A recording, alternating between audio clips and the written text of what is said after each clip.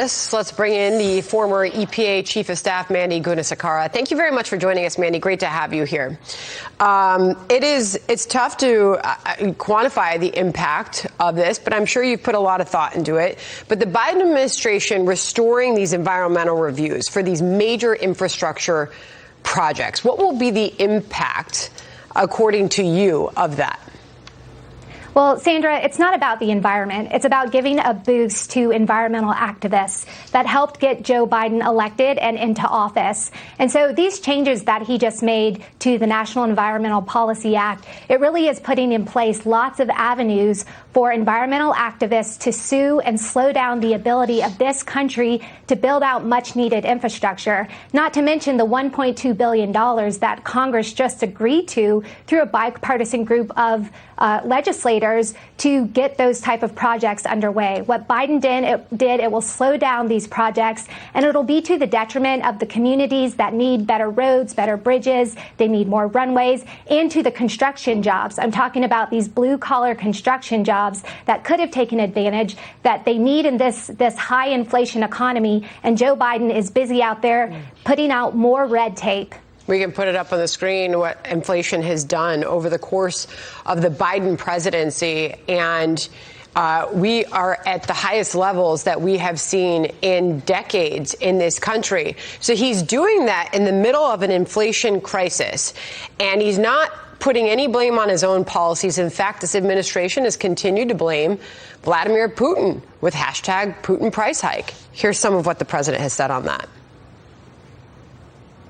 Make no mistake, inflation is largely the fault of Putin. A big reason for inflation is Vladimir Putin. The current spike in gas prices is largely the fault of Vladimir Putin. It has nothing to do with the American Rescue Plan. Putin's invasion of Ukraine has driven up gas prices and food prices.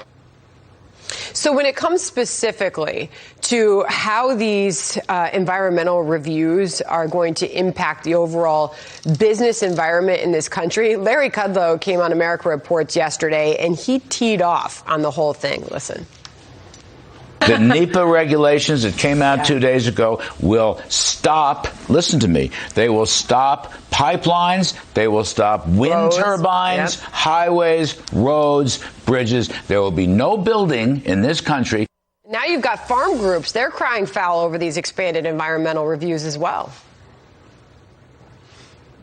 Yeah, certainly. Well, and the problem with the farmers is you have layer upon layer of new environmental regulations that really aren't about the environment. It's about the president trying to expand federal control into the everyday lives of the American citizens. And what we proved in the Trump administration is that you can cut regulations, you can save Americans money, and you can continue to improve environmental outcomes, delivering clean air and water to all Americans. We can do that, and unfortunately, as the farmers point out, these regulations, they have a serious cost. The farmers are not only looking at skyrocketing diesel prices, but we're about to be in a major crunch in terms of our global food supply. And it's the farmers who are going to be unable to deliver because Joe Biden keeps making it harder and harder for them to do what they do best. And it would be one thing if they could tout progress with their green energy projects, but we haven't seen a whole lot of that on display yet. Thank you very much for joining us. Good to have you here, Mandy, and good to see you.